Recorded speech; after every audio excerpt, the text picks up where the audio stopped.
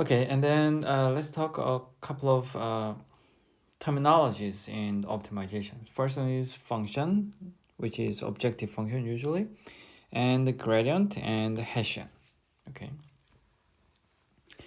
and we talked about this objective function in the previous slides. Okay, then the next one is gradient. Gradient is simple, so given this objective function, take a derivative with respect to the parameter. That's it.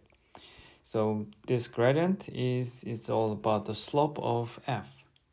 Okay, so if we have many parameters, then it's not easy to imagine how it looks. So let's assume that we have only one parameter, w1. Okay, then when there is a function, then if the current parameter is here, w1 is at this moment, w1 is here, then we can take a derivative, which is the slope. Okay, that is a gradient. And then when we have two parameters, then it's not easy to draw a figure. Then we can take a derivative. It's partial derivative, so we can take a derivative with respect to w1 and w2. Okay, so when we have millions of parameters, then we will take a derivative millions of times.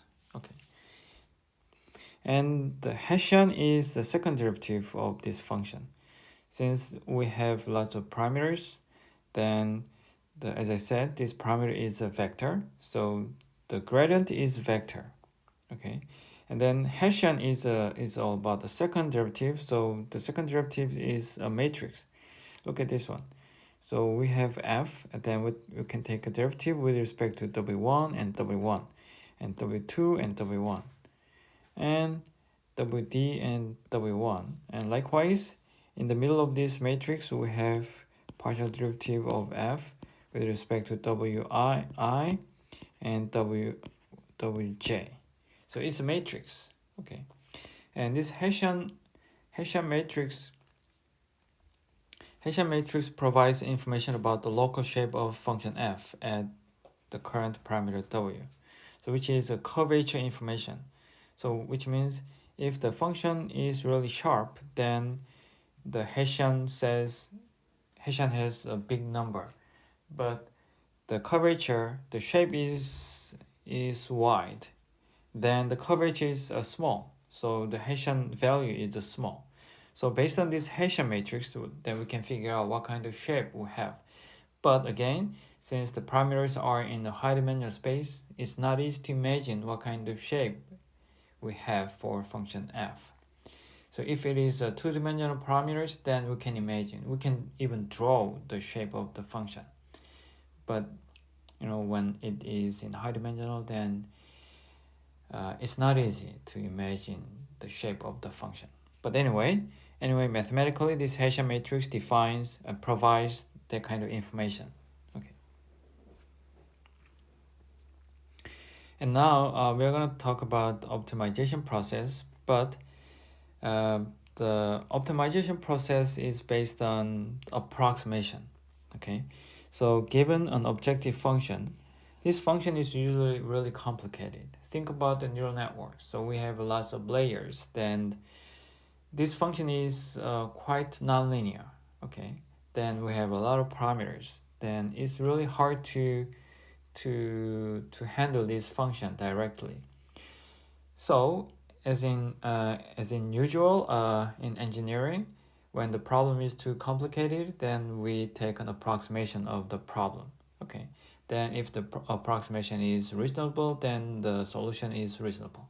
But if the approximation is not, it doesn't make any sense, then the solution doesn't make any sense. Okay. So we have a function f of w, then we're gonna get an approximation f hat of w. Okay, And there are two approximation approaches. First one is first order based, and second one is a second order approximation. So here we're going to use Taylor series. Okay, so do you remember this Taylor series from calculus? So when we have f of x, then we can approximate this function at a. Okay.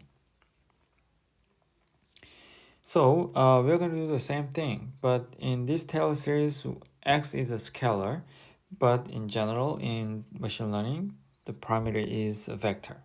So we just generalize this Taylor series with a vector. Okay, then actually there is a one-to-one correspondence here. Okay, and we don't care the third order part. Okay, so we take first order, or we can take the second order. Okay, so when we take the second order, then the approximation would be more accurate than the first order approach. But there is no free lunch. This second order information comes at cost. So we have to take a derivative, second order derivative. And since W is in a high dimensional space, W is a vector. This gradient is vector, and this is a matrix. Then when the dimension of this W is high, like 1 million, okay, then this one is a scalar. Okay, then this gradient is in the 1 million dimensional space, is 1 million dimensional vector. But what about this one? It's 1 million by 1 million matrix. It could be huge. Okay, 1 million would be tiny little parameter space. Recently, sometimes we can have 1 billion parameters. Then if it is 1 billion parameters, then most of the time this is not possible.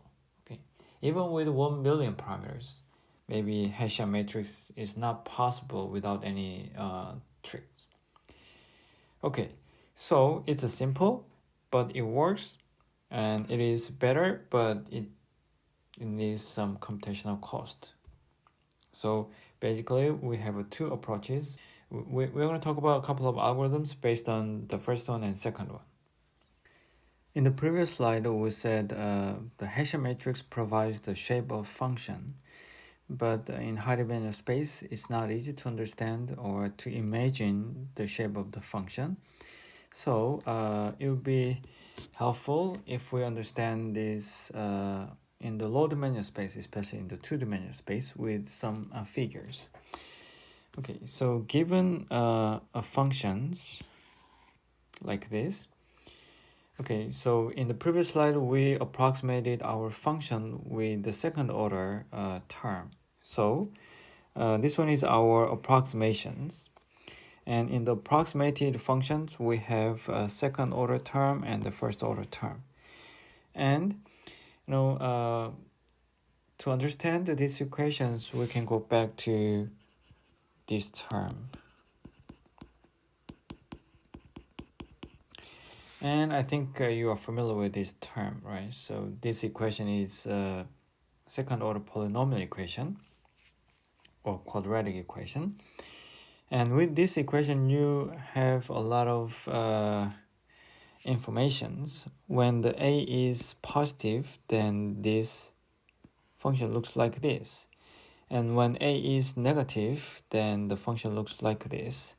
And when a is a 0, then the equation is just a simple linear equation. So bx plus c is something like this or this. Okay, and then c defines the location of these quadratic functions, right?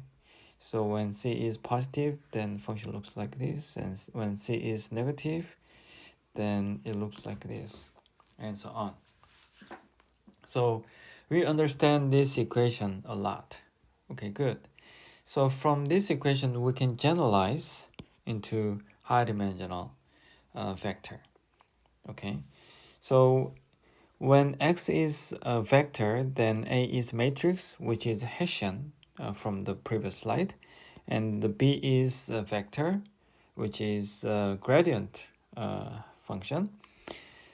Okay, then to understand this one, we can plot the function in two-dimensional space. Then we can have a couple of different cases. So first, by the way, we can actually apply the eigen decomposition to this matrix A. So then we have eigenvectors and eigenvalue. Okay, then when all the eigenvectors, all the eigenvalues are positive, then we have a convex function. Okay, then when all the eigenvectors are positive, or some all the eigenvalues are positive and some eigenvalues could be 0, then it is positive semi-definite, then still it is convex. Okay, then when all the eigenvalues are negative, then it is concave, is exactly opposite. And sometimes we can have these kind of cases. Then this one is exactly the same as this one, but in the opposite direction. Okay, and sometimes we have some positive eigenvalues and some negative eigenvalues. In that case, we have a saddle point. Saddle point means in this direction we have a positive curvature, and in this we have negative curvature. So we can apply this equation in some specific directions. Okay, so let's start from this eigen decomposition. When after this eigen decomposition, then we can replace this term with this. Okay, and then X is actually K times V,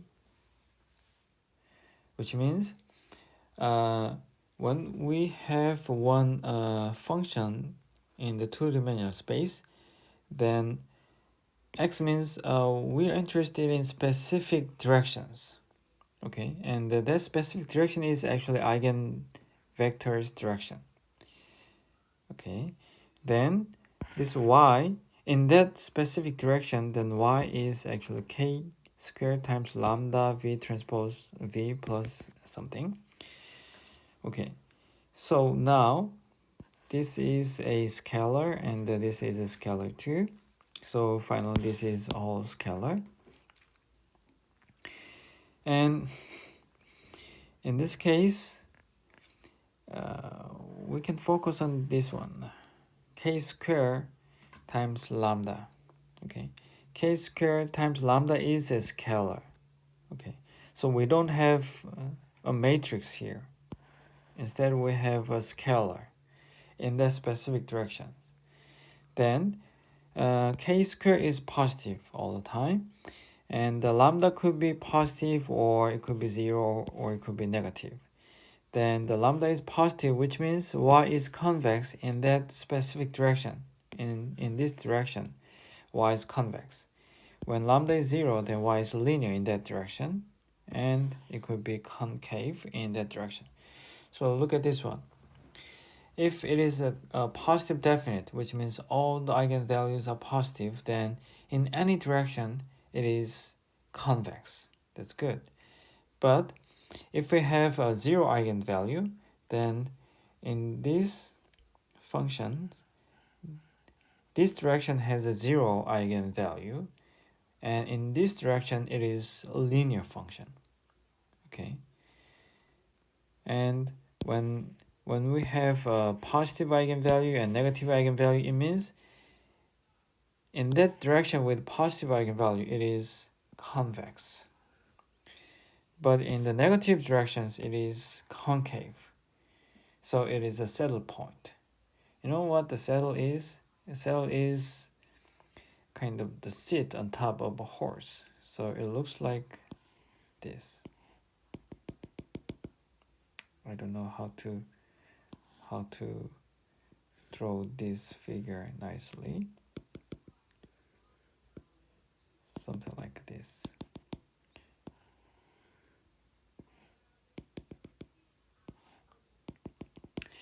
Okay, so at this point, this is concave and this is convex. That's why we call it saddle point.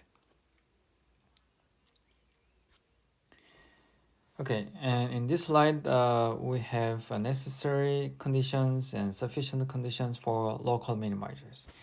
So when we have a local minimizer, it has some specific conditions. Okay, so we have a first order necessary condition, second order necessary, and the second order sufficient condition.